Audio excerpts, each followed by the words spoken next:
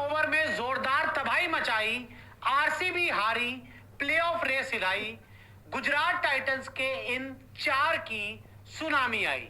मुकाबला खेला गया रॉयल चैलेंजर्स बैंगलोर और गुजरात टाइटंस के बीच। और आपको मैं बता दूं कि इस मैच का फैसला 40 नहीं सिर्फ 3 ओवर में हुआ और 3 ओवर में आरसीबी हार गई, जीटी जीत गई और प्लेऑफ रेस पूरी तरह से हिल गई।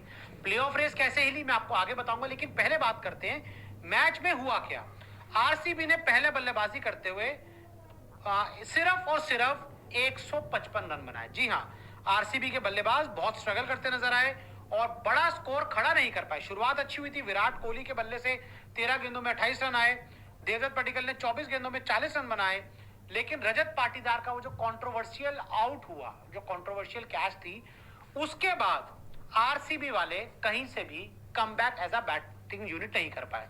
रजत पाटीदार का कैच, कंट्रोवर्शियल कैच, वो नॉट आउट कहा जा रहा है और वो आउट हुए। उसके बाद आरसीबी पूरी तरह से खत्म हो गई, बड़ी मुश्किल से 155 तक पहुंची। और यहां पर आपको तारीफ करनी होगी अरशद खान की, 3.2 ओवर में 22 रन दिए और 3 विकेट हासिल किए और सबसे दमदार बॉलर साबित हुए। और साथ ही राशिद खान ने 4 ओवर में 19 रन देकर 2 विकेट हासिल किए। अरशद खान का तूफान आया, राशिद खान का भी तूफान आया, जिसने आरसीबी को 155 रन पर रोक दिया।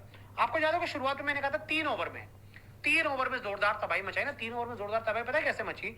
शुभमन गिल ने, जो कप्तान है गुजरात टाइटंस के, सिर्फ 18 गेंदे यानी कि 3 ओवर में 43 रन बना दिए, 43 रन बना दिए, 4 चौके, 3 छक्के लगाए, 239 का आसपास का उनका स्ट्राइक रेट रहा। यानी कि शुभमन गिल ने ये जो 18 गेंदें खेली, 18 गेंदों में जो शुभमन गिल का तूफान आया, उसने आरसीबी को पूरी तरह से उड़ाया।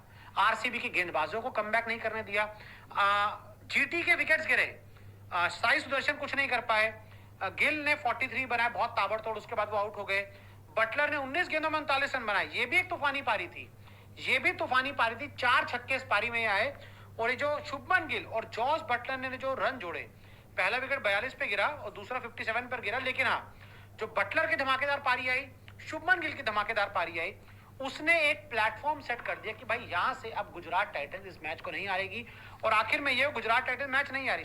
वाशिंगटन सुंदर आए, कुछ नहीं कर पाए, शाहरुख खान आए, वो फ्लॉप रहे, लेकिन फिर आए राहुल तेवतिया, जेसन होल्डर वही जिन्होंने वो कंट्रोवर्शियल कैच पकड़ा था, लेकिन यहां पर बल्ले से भी उन्होंने आते ही एक शानदार छक्का मार दिया।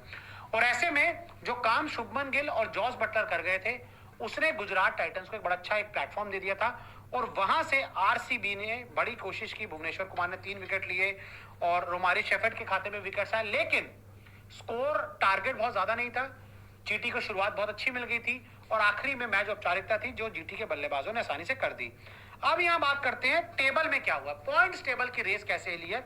तो गुजरात टाइटंस की बात करें, गुजरात टाइटंस पहले भी यहाँ पे 5 नंबर पे थी, अब भी 5 नंबर पर आ गई है, लेकिन उसके 9 मैचों में 10 पॉइंट्स हो गए हैं, 5 जीत हो गई, 10 पॉइंट्स हो गए और नेट रन रेट भी उनका शानदार बढ़ गया।